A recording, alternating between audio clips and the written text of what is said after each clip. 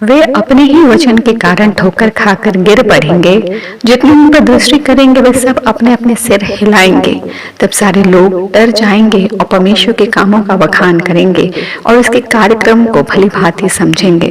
धर्मी तो यहोवा के कारण आनंदित होकर उसका शरणागत होगा और सब सीधे मन वाले बड़ाई करेंगे। हे जीवित परमेश्वर, हम इस घड़ी के लिए तेरा धन्यवाद देते हैं।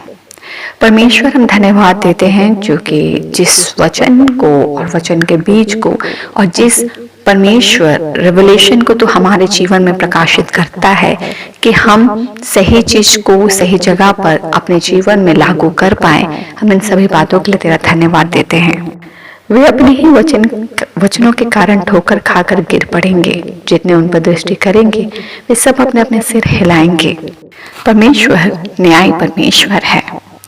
परमेश्वर धर्मी परमेश्वर है। वो जब न्याय करता है, वचन कहता है कि वो न्याय से कार्य करता है।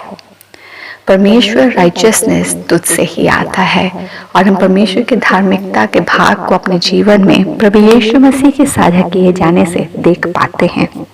परमेश्वर का अनुग्रह हमारे जीवन में बहुत आज से है, मगर बहुत बार जब हम अपने जीवन में आगे बढ़ते हैं, हम बहुत बार अपनी योजना, जो मनुष्य अपनी योजना बनाकर चलता है या अपना परमेश्वर थॉट बनाकर चलता है, परमेश्वर उन सब बातों को जानता है।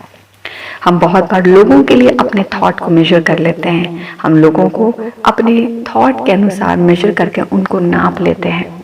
बहुत बार हमारा खुद का विचार, थॉट या लोगों के साथ मिसबिहेव करना या लोगों के पीछे, अपने ही लोगों के पीछे गलत कार्य कर देना, उनके अगेंस्ट में बोल देना, everything God witnesses from his kingdom, what his children is doing in their life।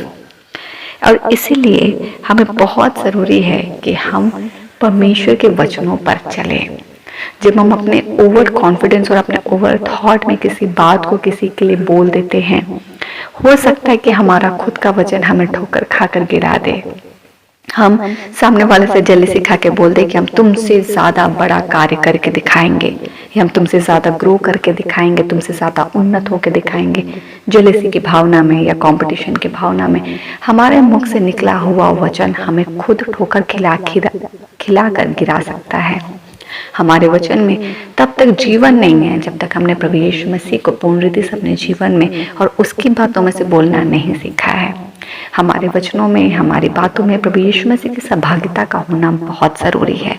और इसीलिए एक विश्वासी के जीवन में जब वो आगे बढ़ता है तो वो अपने जीवन में प्रभु यीशु मसीह को सिर्फ बाहरी तत्व से परमेश्वर मानना सही स्वभाव नहीं है, पर एक मसीही को, प्रभु यीशु मसीह को अंदर से ग्रहण करना बहुत ज़रूरी है। जब हमारा भीतरी मनुष्यत्व यीशु में जड़ पकड़ता है, तब हमारा विचार, हमारा थॉट, हमारा चाल चलन सब प्रभु यीशु मसीह में पाक होता चला जाता है, ट्रांसफॉर्म होता चला जाता है। और पवित्र आत्मा की सहभागिता में हम उस फॉर्म में आते हैं जिस फॉर्म में परमेश्वर हमारे लिए योजना को रखता है। और इसीलिए बहुत ज़रूरी है कि हम समझ पाएँ कि हम अपने मुख से क्या बोलते हैं, हमारे मुख में किस बात की धारा बहती है। अगर यीशु मसीह हमारा स्रोत है तो हमारे मुख से किस स्रोत की धारा बहती है। कंपटीशन, जेलसी या किसी के लिए जलन भावना रखना या किसी के लिए कुड़कुड़ाना या किसी के लिए अच्छी भावना नहीं रखना या किसी के लिए खराब बोलना या उसके लिए खराब इच्छा रखना परमेश्वर का स्वभाव नहीं है। और इसीलिए हमारे खुद का वचन हमें ठोकर खा के गिरा सकते हैं और वो नज़ारा, विटनेस बहुत उनके लिए होता है। बहुत बार ऐसा होता है कि हम जब दूसरों के लिए खराब की इच्छा रखेंगे तो हमारे साथ खुद ही अच्छा नहीं होगा। आप एक मसीही हैं, परमेश्वर कभी भी आपको बुरी संगति में बढ़ने और फ्रूटफुल होने नहीं देगा, बिकॉज बुरी संगति में अनंत जीवन या परमेश्वर का बढ़ोतरी नहीं है। और इसीलिए परमेश्वर उन सारी बातों को बतलाता है जो आज हम पढ़ते हैं कि समय आएगा जब हर बात को एक दूसरे से अलग किया जाएगा, अंधकार को उजाले से, सच को झूठ से। और परमेश्वर के सामने जब हम जाएंगे तो वो भाग जो परमेश्वर के लिए ग्रहण योग्य है वो समेट कर एक तरफ किया जाएगा कि हमने परमेश्वर के लिए क्या किया है। हमने किसी की सहायता अगर कुड़कुड़ा कर की है, वो परमेश्वर को महिमा नहीं देगा। हमने किसी के लिए अच्छा किया मगर पीठ पीछे हम उसके बारे में बुरा बोले, उससे परमेश्वर को महिमा नहीं मिलेगी। हम एक हाथ से परमेश्वर अपने पड़ोसी को दे रहे हैं, सहायता कर रहे हैं, मगर एक हाथ से हम छुपा रहे हैं या हम उसकी इच्छा नहीं रख रहे हैं। परमेश्वर सब जानता है। और इसीलिए अगर हम खुद के बनाए हुए थॉट, खुद के बनाए हुए एक्शन या खुद के बनाए हुए बिलीव्स पे आगे बढ़ रहे हैं, जिसका बेस, जिसका नींव प्रभु यीशु मसीह नहीं है, हम ठोकर खाकर गिरेंगे। और हम गिर सकते हैं क्योंकि वो खुद का बनाया हुआ वचन है, वो खुद का बनाया हुआ थॉट है और उस बात को परमेश्वर विटनेस करता है। इसलिए बहुत जरूरी है कि हम क्या ही देखते, करते, विचारते, सोचते हैं, हम उसमें सीरियस हों।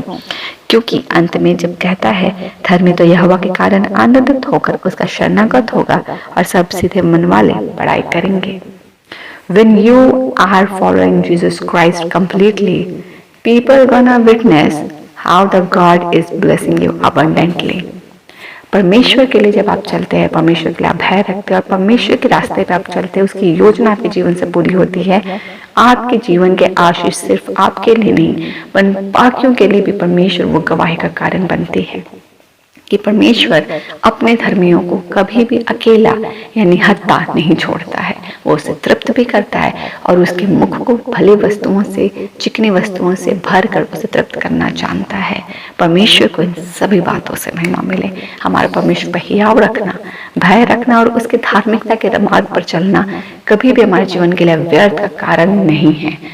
Always we are blessed because we belong to our victorious God. हमारे लिए हर दिन आशीषित है क्योंकि हम हर दिन अपने विजयी परमेश्वर को बिलोंग करते हैं। उसकी शर्पना में हम अपने आप को पाते हैं और उसके हम बच्चे कहलाते हैं। परमेश्वर, हम आपको आज के दिन के लिए धन्यवाद देते हैं।